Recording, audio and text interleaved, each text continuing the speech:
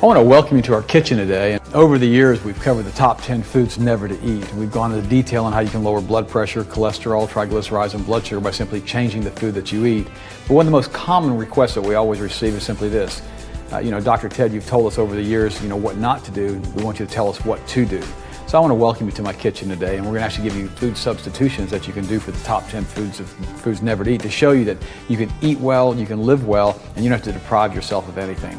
The first thing we tell people never to eat are the high-fat luncheon meats. Now, folks, let me tell you a few things about these high-fat luncheon meats. I include in this category bacon, sausage, ham, pepperoni, and hot dogs. Now, I'm talking about the generic types of hot dogs, the generic types of luncheon meats, which are processed in huge factories, which in some cases don't have real good cleanliness standards. You need to avoid those. Now, also remember, the University of Southern California several years ago, they did a study and they found that children who eat 3 hot dogs a week have 9 times the risk of leukemia versus children who do not. So don't eat the processed hot dogs, especially those that contain sodium nitrite. If you want to eat hot dogs, you want to eat foods like this for your kids, make sure you get them from a good manufacturer. Now, the ones we recommend are basically, you can use Applegate Farms, you can use Sheldon's, and basically it's the great organic uncured hot dog. And what this product is, it's a sodium nitrite free hot dog. Now, sodium nitrite is very, very bad for you because what it does, it reacts with stomach acid to form nitrosamines. And nitrosamines are one of the most effective gastrointestinal known agents for causing malignant tumors in the intestinal tract. So you don't want to use nitrites in any form whatsoever. And I personally believe one of the side effects of these are also increasing the risk of different types of cancer in the body. In addition to that, if you want to have some type of breakfast sausage, you can use like a turkey breakfast sausage that doesn't contain sodium nitrite. So the one thing that you look for on the label at all times is sodium nitrite. If it contains sodium nitrite, simply do not put it into your body. It's very unhealthy, it's very cancer causing, and also increases the risks of pancreatic cancer. So friends, listen to me. It's real easy to eat healthy. There's just certain foods you have to stay away from again. Bacon, sausage, ham, pepperoni, hot dogs. Any pork products need to be completely avoided. Number 2 on the list we need to stay away from are basically the aspartame products, the diet soda products. They also include Splenda. Some of the side effects include brain tumors, brain cancer, seizures, headaches, optic nerve degradation. Now, what's interesting about sodas in general are they're very, very acidic. It takes 33 glasses of water to neutralize the acidity of one soda.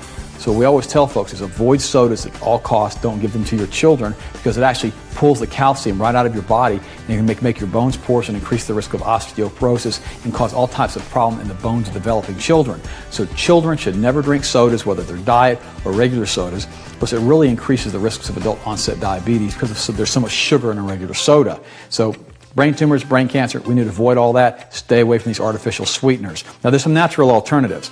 If you don't have a problem with type 2 diabetes and as far as with different types of sugar products, we use all-natural dark brown molasses. It's an excellent product. It has a lot of trace minerals in it, including a good source of iron for women as far as, while they're still during their time of the month when they're younger, because it really helps to rebuild iron levels in the body. Secondly, you can use a product called stevia. It's a very, very good product. It comes in liquid or granular form. It's an herbal sweetener. It does an excellent job. And third, you can use organic raw blue agave sweetener. All of these products are available through our office, and they're very, very good products, and we use them in our kitchen here at home. In addition to that, what we always tell people is this. You can take fresh lemons and you can sweeten it with the stevia. You can use 1 ounce of lemon juice to 9 ounces of water, sweeten it with the stevia, ice it down. It makes the best lemonade you've ever tasted. So if you're worried about not having something for your children to drink or something for your guests to have when they come to your home, always use the lemonade. It's an excellent product, and it's been around for a long time, and it tastes great, and it's actually healthy for you as long as you don't pour a lot of sugar in it. Now, the next thing we need to avoid are the trans fats and the hydrogenated oils. In this category, I include all margarine products, all Crisco products, all vegetable shortening products. They should never be used. In addition to that, a lot of the restaurants now are getting away from the trans fats, and they're using stearic acid, which is just as bad for you as the trans fats. So always make sure when you go to a restaurant that you ask them what they prepare their food in. Now, a good alternative to these types of things is something that's been around for thousands of years, good old-fashioned organic butter. We use this on a regular basis. It's a phenomenal product, as many of you know who already use it, but we do not use the store-bought butter that is not organic, and here's why. The butterfat has a tendency to really collect a lot of different types of hormones and chemicals. So you don't want to use butter that's made from a cow that's been injected with steroids, because it'll actually accumulate in the butterfat and actually increase the concentrations of estrogen in the butterfat, and that's not healthy for you. So you want to make sure you use organic, natural butter. Or you can use olive oil, you can use grapeseed oil, all kinds of natural oils that you can use. I don't recommend that you use canola oil ever. It's a bad product, has too much omega-6 in it, very unhealthy for you. So stay away from canola oil, stay away from trans fats. Now, number 4 to stay away from on the list is shellfish. And that includes lobster, shrimp, oyster, prawns, scallops, crabs, and clams. Now remember, a lobster is an arthropod. A cockroach is an arthropod. All this thing is a giant cockroach that runs around at the bottom of the ocean eating the dead, rotting carcasses of other animals that have died. This is not something that God put here, as far as I'm concerned, to eat. It's a very unhealthy product. We have close to 15 people a year in the state of Florida, and it varies, sometimes higher, sometimes less, who die every year of shellfish poisoning. So again, that includes lobster, shrimp, oyster, prawns, scallops, crabs, and clams. Avoid all of these types of products. There's really not a good substitute for shellfish, but you can use regular good seafood, grouper, red snapper, orange roughy. Just make sure that if you're eating certain types of farm-raised seafood, like salmon, that you don't. So farm-raised salmon's bad for you. Always make sure it's the wild salmon, wild grouper. Don't use farm-raised anything, because it gets very contaminated within the pens that these fish are raised in, and they can be high in different types of bacteria. Plus, in many cases, they actually have to feed them antibiotics to keep them healthy. So you don't want to eat fish that's been farm-raised. Very, very important. Number 5 to stay away from is the junk food category. Now, this is interesting to me because, you know, a lot of parents don't have any idea what to give their children other than junk. And I see it on an ongoing basis. And this is one of the big reasons that we have so many kids in the United States right now that are suffering with ADD and ADHD.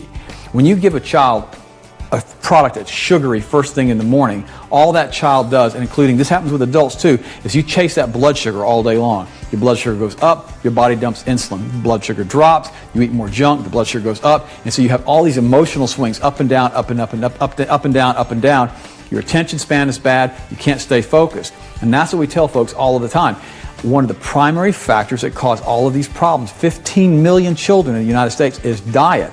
In addition to that, there's some problems, and I really can't talk about this on our television broadcast because we get so much flack from it, but there's been a lot of controversy concerning immunizations in the United States. And in Europe, a lot of the immunizations that we use and the mercury that's used in a lot of immunizations was banned many, many, many years ago. We have 1 in every 150 children now in the United States has been diagnosed with autism. It's become the largest disability in the United States. And I personally believe, and I wrote a book on it several years ago, and we have reports available on this through the office, that one of the primary causes of autism is the measles vaccine and the DPT shots. Now, I'm not telling you not to use these vaccines. You've got to make that decision for yourself between you and your healthcare provider. But what I'm telling you is, before you do anything as far as vaccinations for your children, make sure that you read and you understand exactly what you're doing. Let me tell you a little bit about Ritalin. Ritalin and Adderall, they're both Schedule II drugs. They're in the same category with morphine, opium, Percodan, and Demerol. I know about 20 years ago, I ended up having to have back surgery. I ruptured a disc through an accident. And I was in excruciating pain.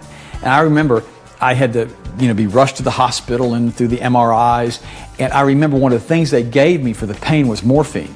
Morphine is a Scheduled II drug. It's tightly controlled. A Class I drug is an illegal drug. A Schedule II drug is the strongest category drug that's available without, that's not illegal. You have to have prescriptions. Most doctors don't even want to give you a Schedule II drug. If you go to the doctor and you say, I'm in pain, I want you to give me morphine, or I want you to give me oxycodone or OxyContin, they don't want to do that because of the context of the drug. Here's the thing about it. Ritalin is a Schedule II drug. It's in the same category with morphine, opium, Percodan, Demerol. And it's a very, very strong drug, and we give it to children routinely for ADD. Now, what we found is over 80% of these kids who are given a glucose tolerance test are found to be hypoglycemic. Over 88% are reacting to red dyes and to blue dyes. If you change a child's diet and you eliminate a lot of this junk in their diet, and you give them a good source of omega-3 fat like cod liver oil, we have an excellent brand of cod liver oil we give our kids every single day that's available through our office. What ends up happening is you feed their brain the nutrients that their brain needs. In the vast majority of cases, the condition is corrected. It simply goes away. Because always remember this, Ritalin or Adderall does not cure attention deficit disorder. It does not cure ADHD. It doesn't cure anything. It treats the symptoms. It simply drugs the child into a stupor so the child will listen in the classroom. And friends, let me share this with you. This is really important. This stuff is really addictive. Okay, that's why it's a Schedule II drug. Now, I don't care if the doctor tells you it's not addictive. There's a reason it's a Schedule II drug. And that's why it's in that category. It's an amphetamine salt, and Adderall is like a blend of different types of amphetamine salt, and it's very, very strong. I remember reading an article one time that said if a cocaine addict is given Ritalin, the cocaine addict can't tell if he or she was given Ritalin or given cocaine. This is strong, strong medicine. Now, I'm not saying to you, never use it. I'm not saying to you that it isn't necessary every once in a while. But what I'm saying is 15 million children are using this product in the United States, and this condition is virtually non-existent in Europe. And I think a lot of it has to do with the immunizations. A lot of it has to do with the red dyes and the blue dyes. A lot of it has to do with the child's diet and hypoglycemia. So this is an overall approach that you have to take with your children if you're trying to correct a condition such as this. But the place that it starts, and should always start, is right where we are right now, in the kitchen. Remember, 30% of the kids right now in this country are obese. And the obesity is going to lead to a whole other list of problems with heart disease, with cancer, with joint problems, with arthritis, all kinds of different degenerative conditions. I was reading an article just the other day, and it said that this generation of children will probably be the first generation of children that's actually going to die before their parents. Now think about what I just said. Die before their parents. Because we've done such a poor job raising these kids, and the television has become such an institution of just promoting junk food and drugs. You watch the evening news one night. Almost every major, and this is a national news, almost every commercial on the national news promotes drugs. Now, they never say they cure anything, but they say they help to eliminate the symptoms. Like, for instance, a person has arthritis, they recommend a drug, and the next thing they say is, oh, by the way, side effects include seizures, death, high blood pressure, heart irregularities. I mean, I'd rather have the problems with arthritis. And the reality is, a lot of things with arthritis starts in the kitchen. Rheumatoid arthritis almost invariably is always caused by what we eat, the nightshade variety of vegetables. If we cut out potatoes, eggplant, bell peppers, almost every single case, in tomatoes, we help to eliminate the problems associated with rheumatoid arthritis. So start it in the kitchen, find out what the healthy things to do are and the healthy substitutes are to do. Makes it a whole lot easier. Now let me give you some things that you can give your kids. This is a really good bar. It's real high in omega-3 fat. It's called a Bumble Bar. It has different types of seeds in it. It's absolutely delicious for your children. Now, I'm going to pull open the refrigerator drawer here, and I'm going to show you some of the good old-fashioned things that we use. We get organic blueberries. We get them by the 5 pounds, and we basically make protein shakes and smoothies for the kids. And what we do is we use a variety of different types of fruits in the smoothies, so we get a variety of different types of minerals for the children. We use organic apples. Now, here's why I tell you to use organic fruit. A lot of fruit, when it's being processed or when it's being raised, is sprayed with chemicals and pesticides. You don't want to eat these because they get very concentrated in the fruit and can concentrate in the child's tissue, especially peaches. Never ever get peaches that are not organic. Never feed them to a child. In addition to that, what we do is we don't buy fruit out of season. We would rather buy frozen fruit in season. Different colors of the fruit because there are different minerals in the fruit.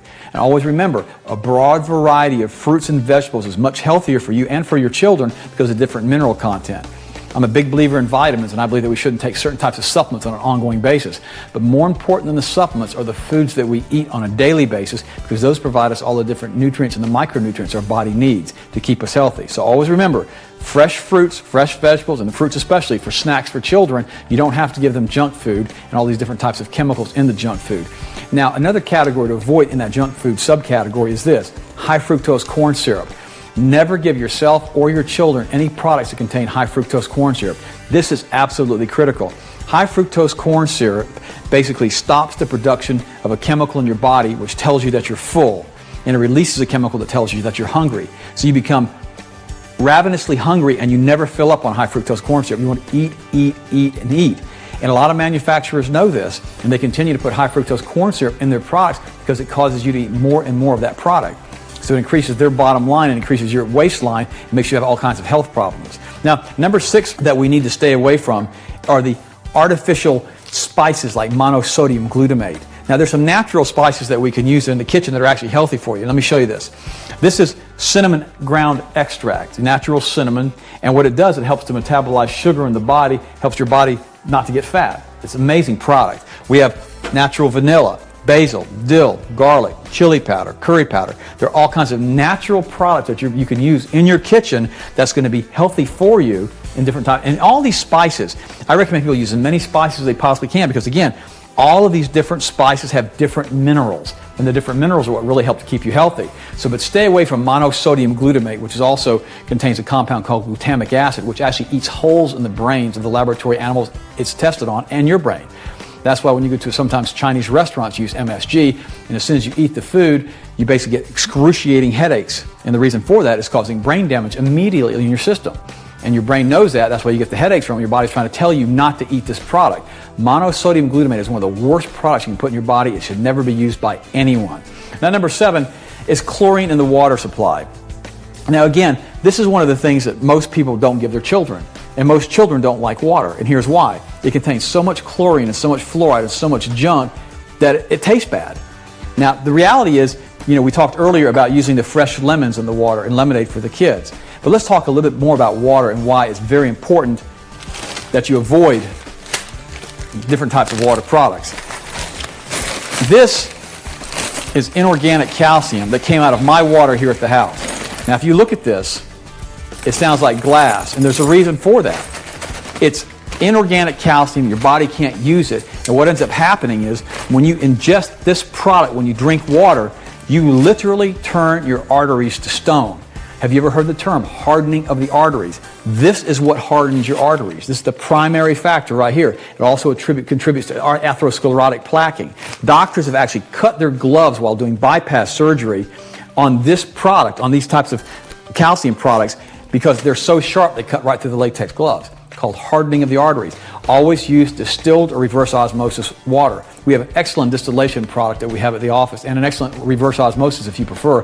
But we use the distiller at the house. We actually pump it from the garage, pump it right in here into our kitchen. So when we're cooking, we have fresh distilled water to use for cooking and also for drinking.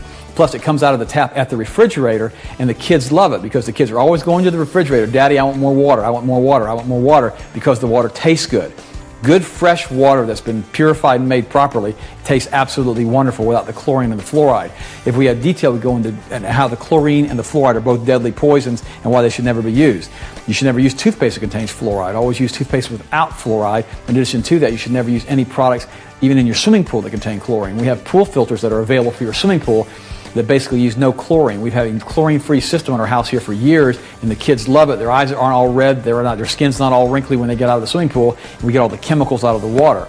Remember, just one hot shower, a 15-minute hot shower, according to the University of Pittsburgh, is the equivalent of drinking 8 glasses of contaminated water as far as the absorption of trihalomethanes.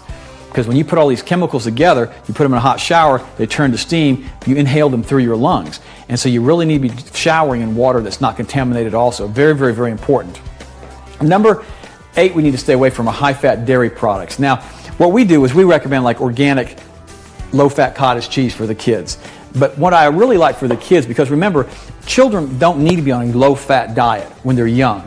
You have to watch their weight, but they don't be on low fat, because the fat's very, very important. The omega-3 fats, the cod liver oil, the olive oil in their food, the butter, very important for proper nerve development. We have a fatty sheath around the nerve. It's called myelin. You have to have fat to develop that. Never put a child on a fat-free diet. It's very, very, very unhealthy.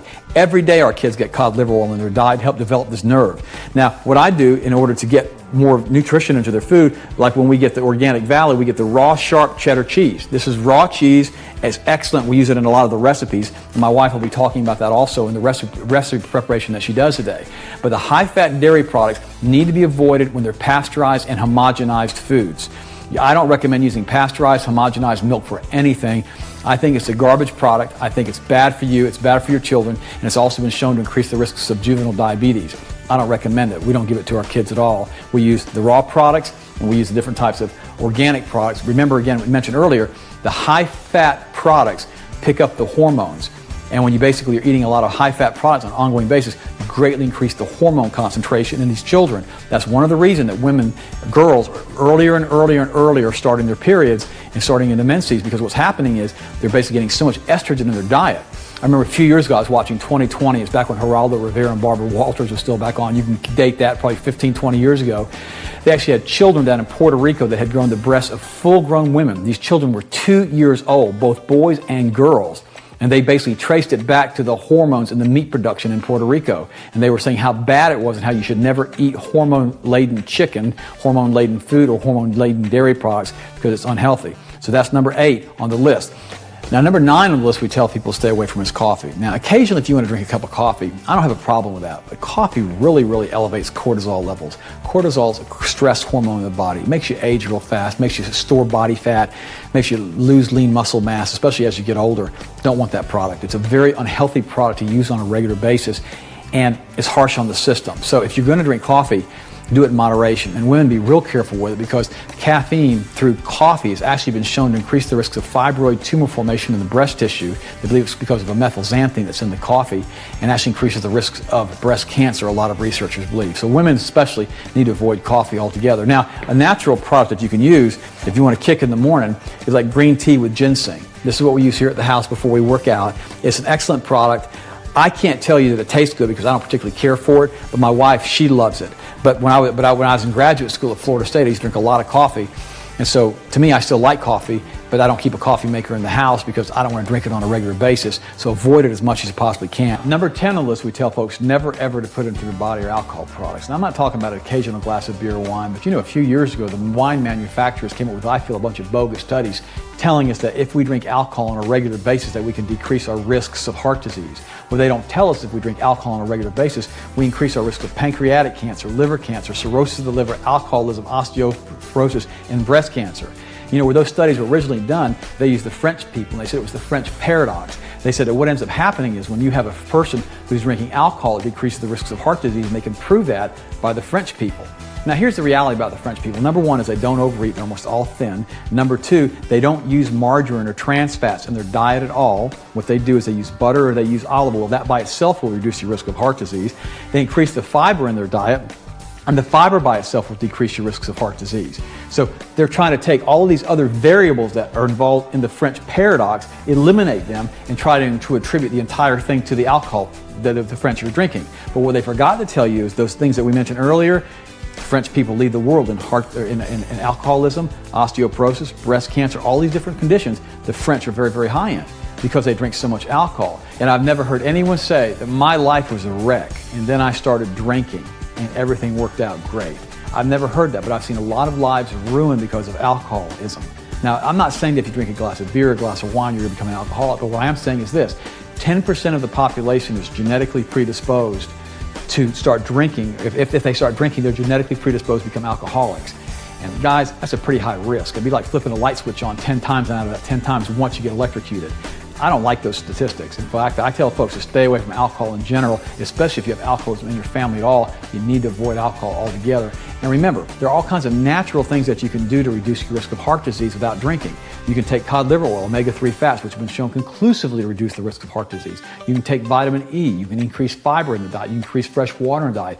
All of these things have been shown to reduce the risk of heart disease. Now, I hope you've enjoyed us going through our top 10 foods never to eat. We've enjoyed being here in our kitchen and showing you these. And I hope that if you have any questions, you would feel free to call us at our office. Thank you so much.